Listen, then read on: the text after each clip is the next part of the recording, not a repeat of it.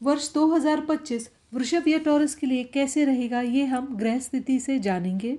वर्षफल जो है ये 4 मेजर प्लैनेटरी मूव्स के ऊपर आधारित है, यानी शनि, बृहस्पति, राहु, केतु।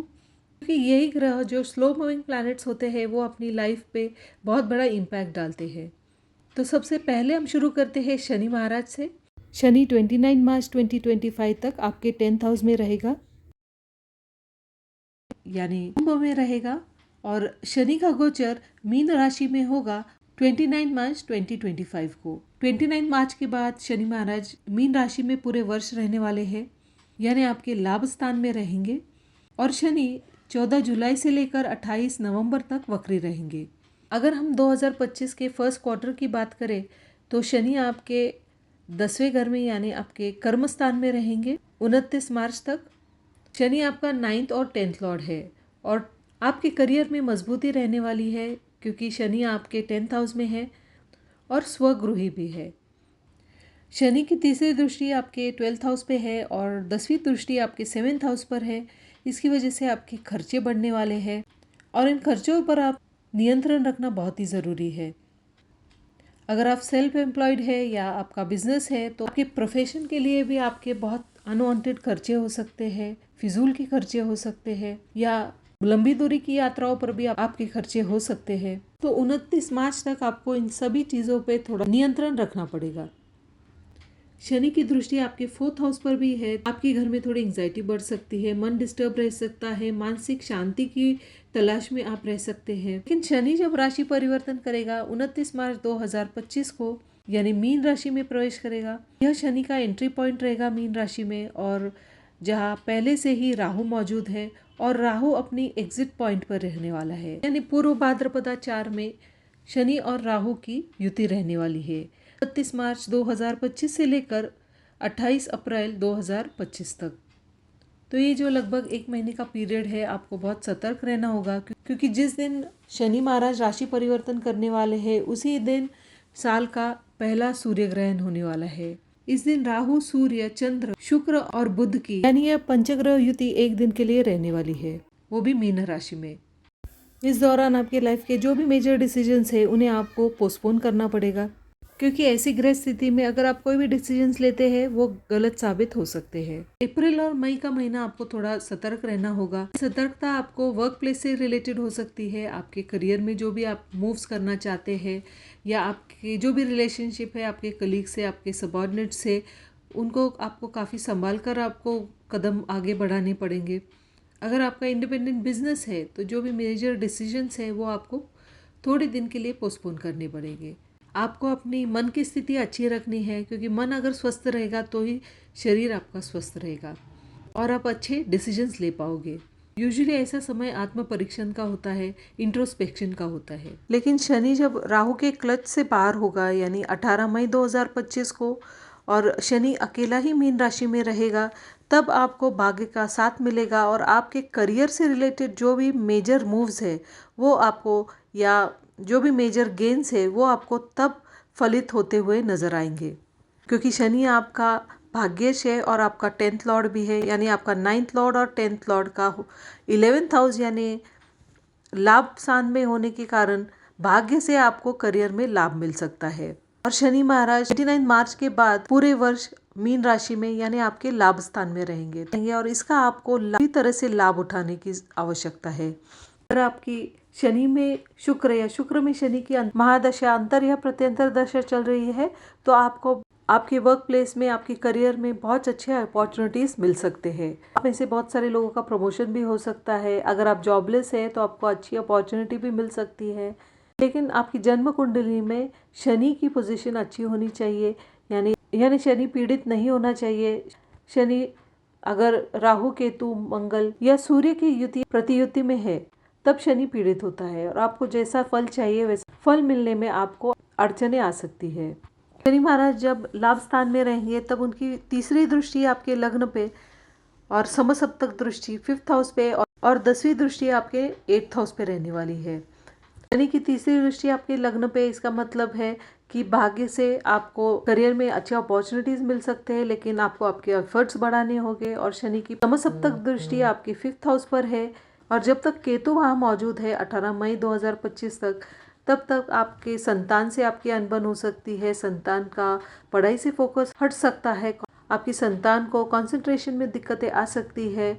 और अगर आप कंसीव करना चाहते हैं तो 18 मई 2025 तक आपको दिक्कतें आ सकती है। और जब केतु का राशि परिवर्तन होगा सिंह राशि में 18 मई 2025 को, तब उसके बाद आप प्रयत्न कर सकते हैं। शनि की 10वीं दृष्टि आपके 8th हाउस पर है। आप में से कई लोगों का ऑकल्ट साइंस में रुचि बढ़ सकती है। आप में से कुछ लोग रिसर्च से जुड़ा अगर काम करते हैं तो उसके लिए भी काफ़ी लाभदायक के समय रह सकता है। अब हम बात करते हैं बृहस्पति की। बृहस्पति आपके लग्न में रहने वाले हैं 14 मई 2025 तक। बृहस्पति वक्री रहने वाले हैं 4 फरवरी 2025 तक और उसके बाद 12 नवंबर से लेकर 11 मार्च 2026 तक बृहस्पति वक्री रहेंगे। जब तक गुरु आपके लग्न में है, आपका जो धर्म त्रिकोण है यानी 159 ये एक्टिवेटेड रहेगा। आपका पूरा रुझान आपके सेल्फ एक्सप्रेशन की ओर रहेगा, सेल्फ एनालिसिस की ओर रहेगा। ये समय एक्चुअली हायर लर्निंग का है, इंट्रोस्पेक्शन का है, अपने आप को जानने का है। बृहस्पति आपका 8th लॉर्ड है और जब लग्न में होता है और आपकी जन्म कुंडली में यदि बृहस्पति अफ्लिक्टेड है तो आपको सेहत संबंधी कुछ अड़चनें आ सकती है। आपको आपकी सेहत का ख्याल रखना होगा। और बृहस्पति आपका 11th लॉर्ड भी है और जब 11th लॉर्ड आपके लग्न में रहता है तब आपका पूरा रुझान आपका नेटवर्क सर्कल बढ़ाने की ओर रहेगा और उससे बहुत हद तक आपको फायदा भी हो सकता है। और जब बृहस्पति का राशि परिवर्तन होगा 14 अप्रैल 2025 को और आपके 2nd हाउस में बृहस्पति का प्रवेश होगा, तब आपका पूरा रुझान आपके फाइनेंसेस की ओर रहेगा, आपका फाइनेंशियल मैनेजमेंट की ओर आपका पूरा रुझान रहेगा। ओवरऑल देखा गया तो ये साल आपके करियर के हिसाब के, आपके फाइनेंसेस के लिए ये साल आपके लिए बहुत ही फायदेमंद रहने वाला है, क्योंकि शनि आपका राजयोग कारक ग्रह आपके लाभ स्थान में रहेगा और बृहस्पति भी आपके 2nd हाउस में यानी धन स्थान में रहने की वजह से आपका अर्थ त्रिकोण एक्टिवेट होगा या कोई नई अपॉर्चुनिटीज़ भी आपको आपके वर्क प्लेस पे मिल सकती है, क्योंकि बृहस्पति की 5वीं दृष्टि आपके 6th हाउस पर है और 9वीं दृष्टि आपके 10th हाउस पर होने के कारण आपका कामकाजी जीवन बहुत ही अच्छा रहेगा, क्योंकि तब तक 10वें घर में शनि महाराज भी प्रवेश कर चुके होंगे और आपके करियर में एक अच्छा बूस्ट आपको इस वर्ष मिल सकता है। 2025 के फर्स्ट हाउस में आपके खर्चे बढ़ सकते हैं, आपका स्वभाव खर्चीला हो सकता है, आपके फिजूल के खर्चे हो सकते हैं, लेकिन 2025 के 2nd हाफ में आपका रुझान धन संचय की ओर रहेगा, इन्वेस्टमेंट्स की ओर रहेगा, लेकिन आपको ओवर स्पेंडिंग और ओवर इन्वेस्टमेंट्स इसमें एक बैलेंस मेंटेन करना पड़ेगा। लव लाइफ की अगर हम बात करें और अगर आप अविवाहित है तो वर्ष 2025 आपके लिए लाभदायक रहेगा, कि पूरा वर्ष शादी के लिए योग कारक है। आपको अच्छे प्रस्ताव मिल सकते हैं और यदि आप मैरिड है या विवाहित है तो आपको आपके मैरिड लाइफ को लेकर बहुत सावधान रहना होगा, बहुत संभल के रहना होगा, किसी भी फिजूल की अनबन में नहीं पड़ना है, वरना छोटी सी बात का बतंगड़ भी बन सकता है, क्योंकि मंगल आपका सप्तमेश है और अपनी नीच तत्व राशि में बहुत समय तक रहने वाला है और जब तक मंगल सिंह राशि में प्रवेश करेगा तब केतु के साथ रहेगा और तब भी आपके मैरिड लाइफ में अनबन हो सकती है, कुछ प्रॉब्लम्स आ सकते हैं, तो उसको लेकर आपको थोड़ा सा सतर्कता बरतनी होगी। अगर आपके मैरिज से रिलेटेड कुछ मसले चल रहे हैं, कुछ प्रॉब्लम्स चल रहे हैं, तो उसका हल आपको अगस्त 2025 के बाद ही मिल सकता है। तब तक आपको सामंजस्य बनाना है और आगे बढ़ना है। अब हम राहु और केतु की बात करते हैं। सबसे पहले राहु महाराज आपके 11th हाउस में रहने वाले हैं 18 मई 2025 तक और राहु बृहस्पति की राशि में रहेगा। बृहस्पति आपका 8th लॉर्ड भी है। अगर आपने शेयर्स में कुछ इन्वेस्टमेंट्स किए हैं या पैतृक संपत्ति से रिलेटेड कोई भी मैटर है, उससे आपको झटके से लाभ भी मिल सकता है, लेकिन आपके खर्चे भी बढ़ने वाले हैं, आपको उस पर नियंत्रण रखना होगा। राहु का प्रवेश जब आपके 10th हाउस में होगा 18 मई 2025 को, राहु कुंभ राशि में रहेगा और राहु कुंभ राशि को कोरूल भी करता है, इसलिए आपके कार्य क्षेत्र में आपको बहुत ही मजबूती आएगी। ये वर्ष आपके लिए बहुत ही शानदार रहने वाला है। आप ज़्यादा से ज़्यादा प्रयत्न आपको इस वर्ष करने पड़ेंगे। आपकी जो भी गोल्स है, आपकी जो भी इच्छाएं है करियर से रिलेटेड, वो सब पूर्ण हो सकती है, बशर्ते आपको उतनी मेहनत लेनी ज़रूरी है। आपकी जन्म कुंडली में राहु की दशा अंतर या प्रत्यंतर चल रही है तो ये वर्ष आपके लिए बहुत ही लाभदायक रहेगा।